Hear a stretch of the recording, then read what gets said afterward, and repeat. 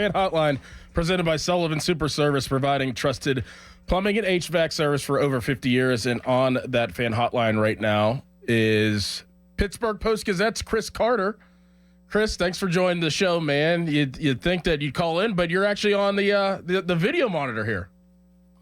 It doesn't matter what I think, Dorin. I come in here however y'all need me to come in here so I can be on the show. Thanks for having me on the morning show, man. Yeah, absolutely. Last night, NBA draft, first round in 14th overall pick, Bub Carrington gets drafted to Portland, immediately traded to the Washington Wizards. Bub Carrington being from Baltimore, 6'3.5", point guard, one and done player out of the University of Pittsburgh. And your initial thoughts, where did you think that he was going to land? First of all, first question, where did you think he was going to go? And is this a good fit for him? And how does this really affect the program moving forward? So lots of things there, Dorin.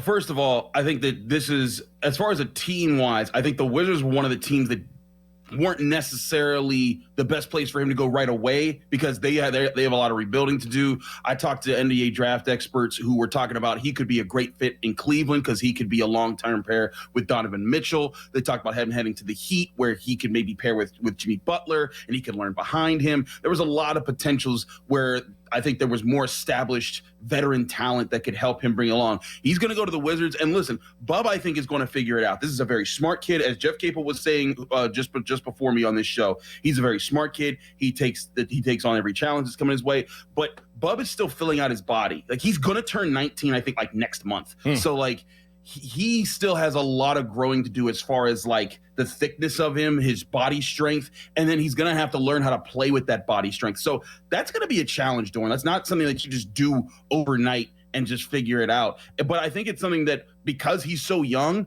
NBA teams were like, we'll happily take that problem if that's the biggest thing he got going for him. He shot the best at the NBA Combine when you look at off-ball shooting or shooting off of screens and everything that he did there. I think he had one of the best three-quarter court sprint times. He did really well in his vertical. So he was able to show, hey, I'm athletic enough. I can shoot the ball. I know this game very well. You know that the biggest thing is just that I'm really young. And as Jeff Capel said, he was the youngest American drafted last night.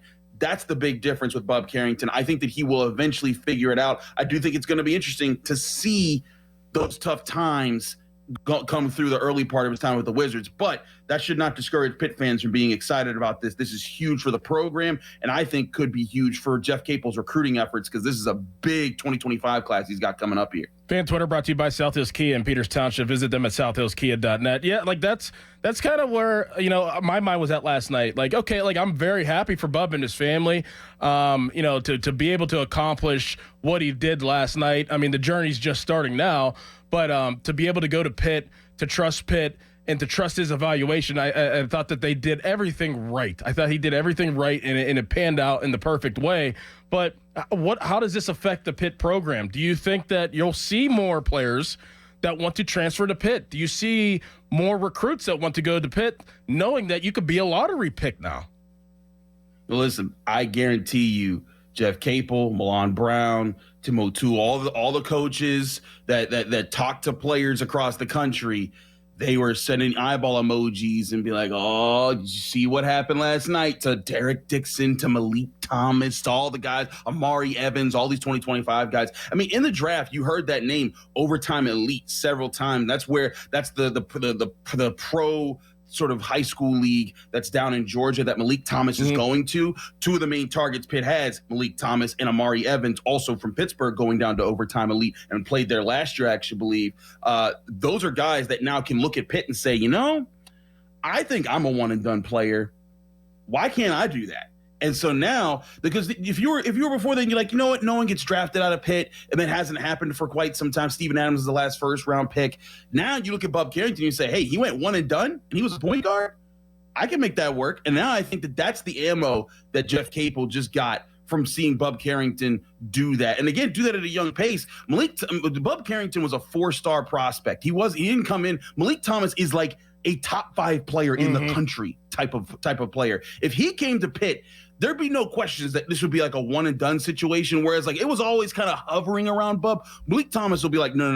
That guy is 1 year. He's going to blow it up. He's going to do amazing things. Then he's out of there. But now he can see the path for that. So that's the path that I see helping him get superstars like Malik Thomas, but also other guys that are hovering around Bub's kind of talent. And also, I think it really helps, like Jeff Capel was saying, about how you saw the Pitt team there and how supportive they've been of Bub Carrington, and how, like, you saw Papa Conte in that crowd, and Papa Conte didn't get to set foot on the floor last year with Bub, but he was there supporting his boy. He was there supporting his guys, and that's the camaraderie and the culture. And if you think of it, if you're a high school player, you're like, wait a minute. You mean to tell me that I have a good chance to go to the NBA, that I'm going to be competing in the ACC, and you're telling me I get to play with a fun group of guys like that has all this different talent across it?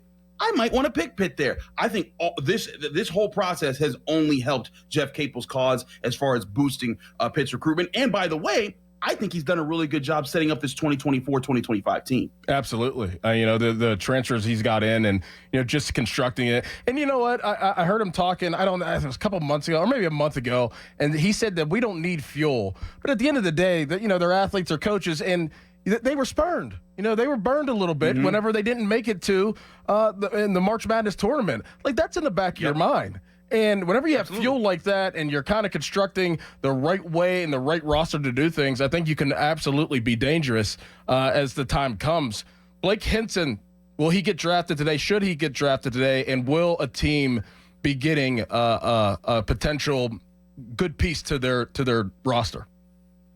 Will and should are the different questions there. Should he? I think he should. The guy was the most prolific big shooter last year in college basketball. That should attract people. I get it, though, because if you look at Blake Hinson's career, and look, I wrote about this for the Pittsburgh Post-Gazette.